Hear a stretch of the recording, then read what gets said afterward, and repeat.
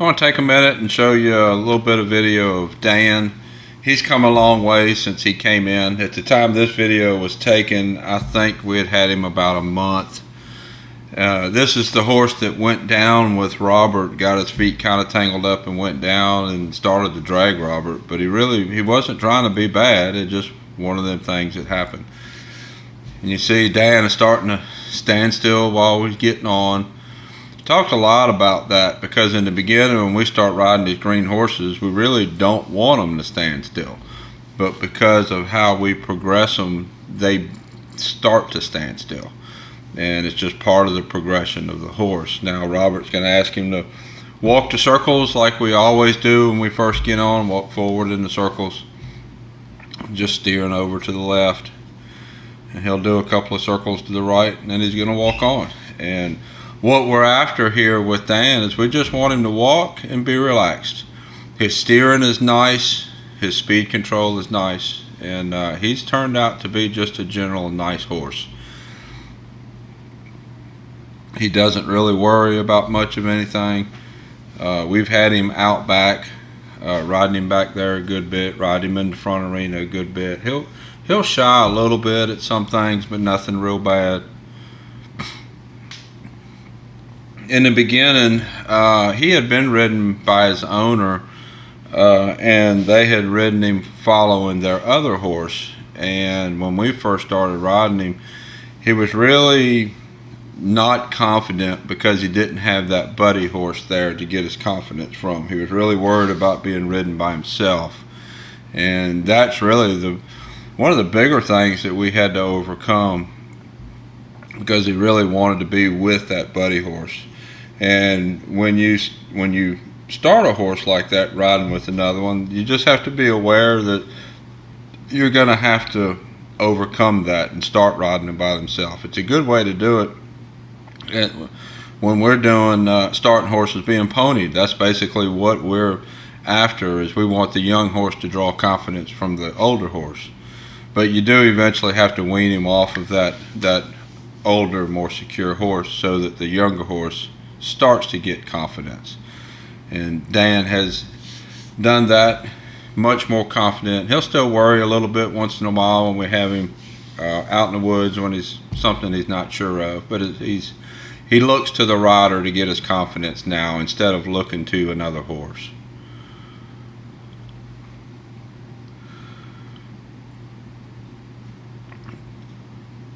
Right there, he kind of worried about the banner, and that's generally how he worries right there. Nothing bad, which is good.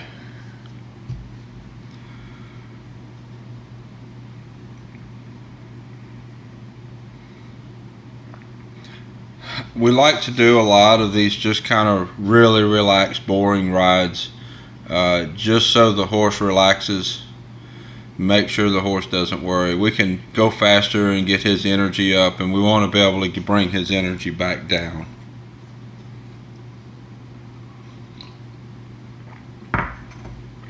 It's easy to get on a horse and ask for speed and keep their mind on you and keep their mind listening because they're moving forward.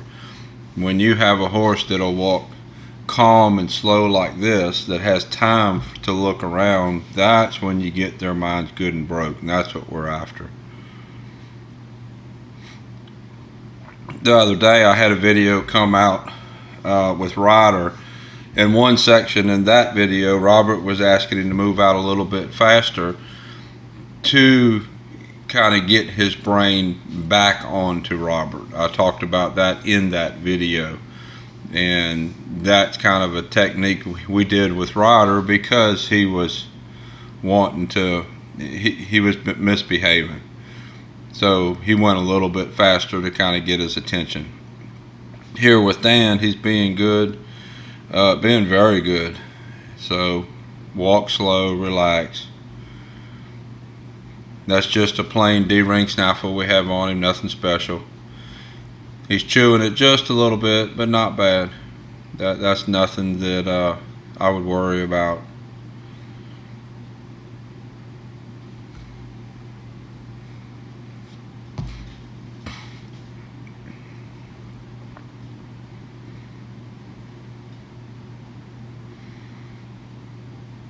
this is going to be a very nice trail riding horse. At this point, when this video is taken, I think we've had him about a month at this point. He's been here a little longer now that to the day that I'm doing this video, the voiceover. But when the video was taken, he'd been here about a month.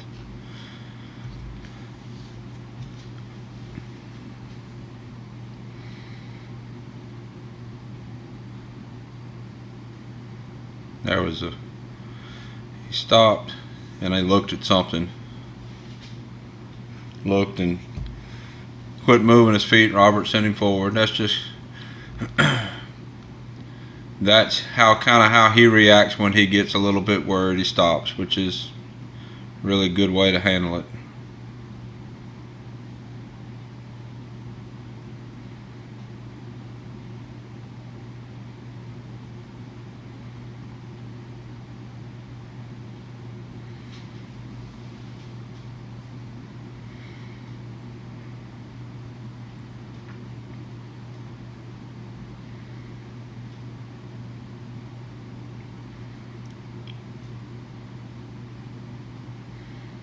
I would like to see his ears come back on Robert a little bit more often.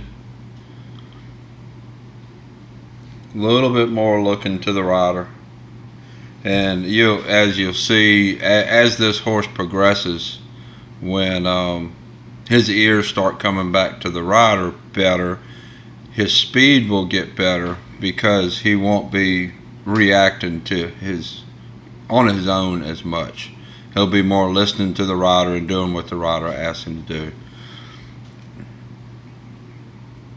That's where this horse needs to progress a little bit more.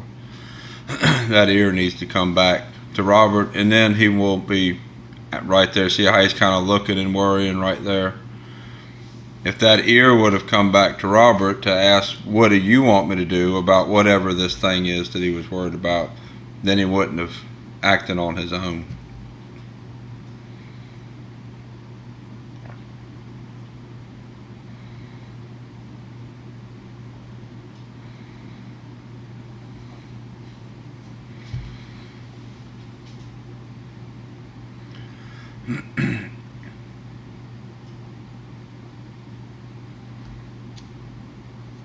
Little things like that, like paying attention to the ears and getting the ears to tell you, getting the ears to turn back to the rider to ask, what do you want me to do? That's a really big part. That's the next part that Dan is missing, that he needs to get better.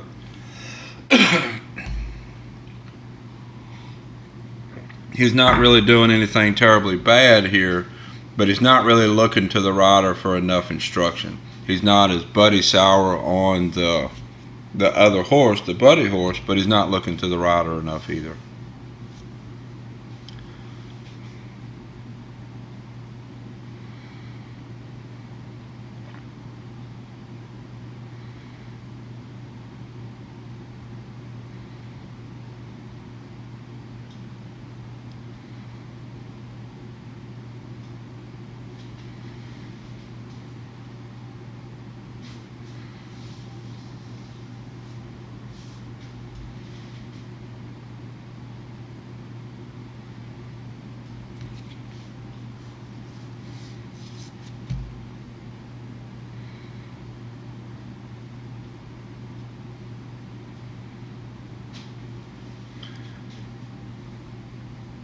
That's my banner.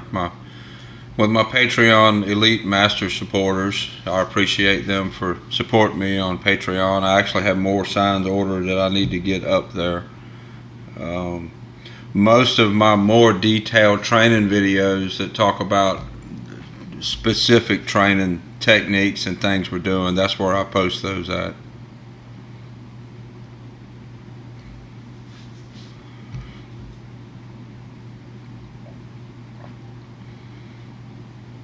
Here on YouTube and Facebook, you mostly see the progression of the horses that we have in training. Just about all these horses that you see are horses that were sent to me for training.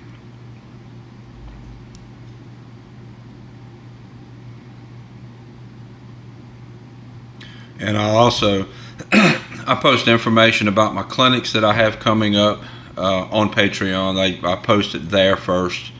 I have clinics coming up in the Northeast this year, Maryland, Massachusetts. I'll have one in Tennessee this year, and I'll also have one in Germany and one in the UK. So all the details as they're available, I'll be posting those on Patreon also.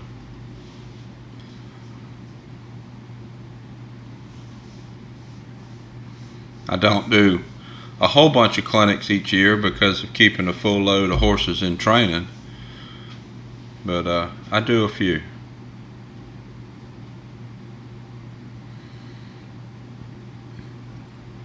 So this is a look at Dan and how he's come along in the last month. I'll put a link up somewhere on the screen to his playlist on YouTube. Until next time, thank you for watching.